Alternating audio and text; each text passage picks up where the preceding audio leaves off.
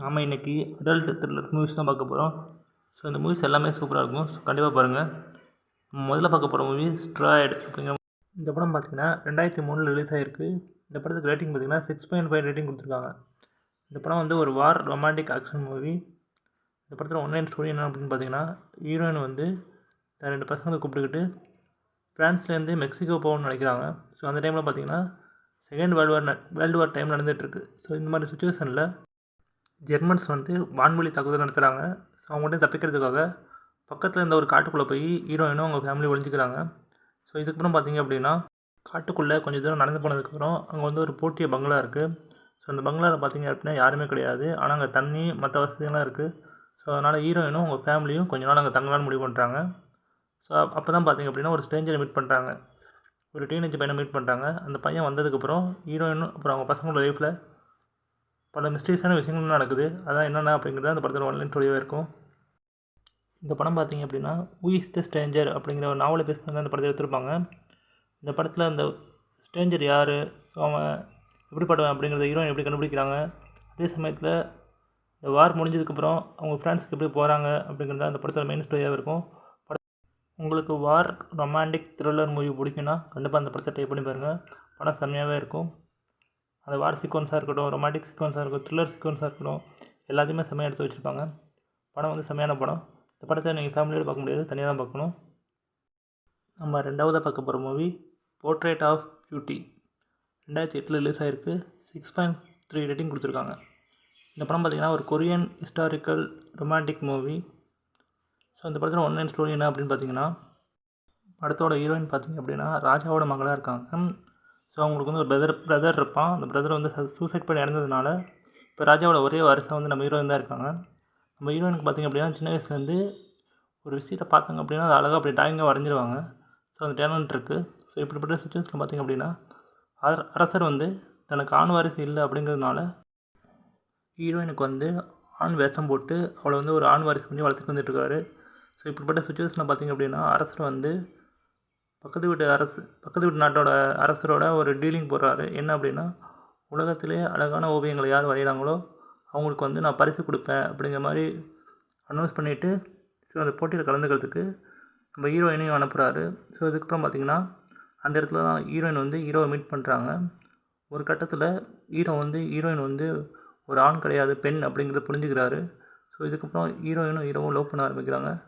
இந்த விஷயம் ஹீரோயினோட அப்பாவுக்கு தெரிஞ்சதுக்கப்புறம் இந்த கதையில் என்ன மாதிரியான விஷயங்கள் நடந்துச்சு அப்படிங்கிறது தான் இந்த படத்தில் ஒன்லைன் ஸ்டோரியாகவே இருக்கும். படத்தில் வார் சீக்வன்ஸாக இருக்கட்டும், ரொமான்டிக் சீக்வன்ஸாக இருக்கட்டும், த்ரில்லிங் சீக்வன்ஸாக இருக்கட்டும், எல்லாமே செம்மையாக இருக்கும். கண்டிப்பாக ட்ரை பண்ணி பாருங்கள். இந்த படத்தை நீங்கள் ஃபேமிலியோடு பார்க்க முடியாது. ஸோ அதனால் தனியாக பார்த்து என்ஜாய் பண்ணுங்கள். நம்ம மூணாவது பார்க்க போகிற movie night of the vengeance. இந்த படம் 2011 ரிலீஸ் ஆகிருக்கு. இதுக்கு ரேட்டிங் பார்த்திங்கன்னா 6.1 கொடுத்துருக்காங்க. இது வந்து ஒரு எராட்டிக் த்ரில்லர் மூவி. ஸோ இந்த படத்தில் ஒன்லைன் ஸ்டோரி என்னென்னு பார்த்திங்கன்னா, நம்ம ஹீரோயின் வந்து பார்த்திங்கன்னா பண தேவைக்காக அந்த மாதிரியான வேலைக்கு போகிறாங்க. ஸோ அப்போ கூட ஒரு டீனேஜ் பண்ணி கூப்பிட்டு போகிறாங்க. அப்படி போகிற இடத்துல ஒரு மர்டரை வந்து நம்ம ஹீரோயின் பார்த்துடுறாங்க.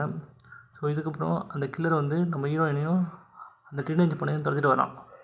இதுக்கப்புறம் நம்ம ஹீரோயினும் அந்த டீனேஜ் பொண்ணும் எப்படி அந்த கில்லர்லேருந்து தப்பிக்கிறாங்க, கடைசிலேருந்து அந்த கில்லர்லேருந்து தப்பிச்சாங்களா இல்லையா, ஸோ அவங்களுக்கு ஒரு நாள் நைட்டில் என்ன மாதிரியான விஷயம் நடந்துச்சு அப்படிங்கிறது தான் இந்த படத்தில் ஒன்லைன் ஸ்டோரியாகவே இருக்கும். படத்தில் ஸ்டார்டிங்லேருந்து எண்டிங் வரைக்கும் வெறும் த்ரில்லிங்காக தான் இருக்கும்.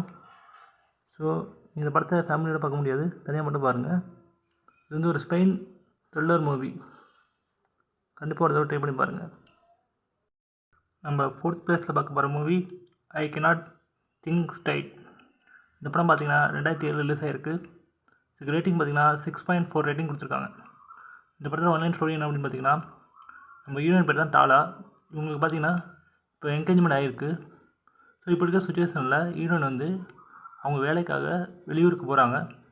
இப்படி போகிற இடத்துல லைலா அப்படிங்கிற ஒரு பொண்ணை மீட் பண்ணுறாங்க. அந்த பொண்ணை மீட் பண்ணதோடனே ஹீரோனுக்கு ரொம்ப பிடிச்சி போயிடுது.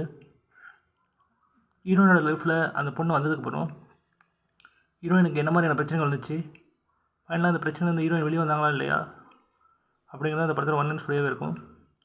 இந்த படம் பார்த்திங்கன்னா த்ரில்லிங்காக அதே சமயத்தில் ரொமான்டிக்காக இருக்கும். கண்டிப்பாக இந்த படத்தை ட்ரை பண்ணி பாருங்கள். இது ஒரு ஃப்ரெஞ்ச் மூவி. அந்த த்ரில் வைஸ் செம்மையாக கொண்டு போயிருப்பாங்க. ஸோ அதனால் நீங்கள் பார்க்கலாம். கண்டிப்பாக ஒரு ட்ரை பண்ணி பாருங்கள். இந்த படத்தை ஃபேமிலியோடு பார்க்காதீங்க, தனியாக மட்டும் பாருங்கள். நம்ம ஃபைனலாக பார்க்க போகிற மூவி நார்மல். இந்த படம் பார்த்திங்கன்னா 2007 ரிலீஸ் ஆகிருக்கு. இதுக்கு ரேட்டிங் பார்த்திங்கன்னா 5.6 ரேட்டிங் கொடுத்துருக்காங்க.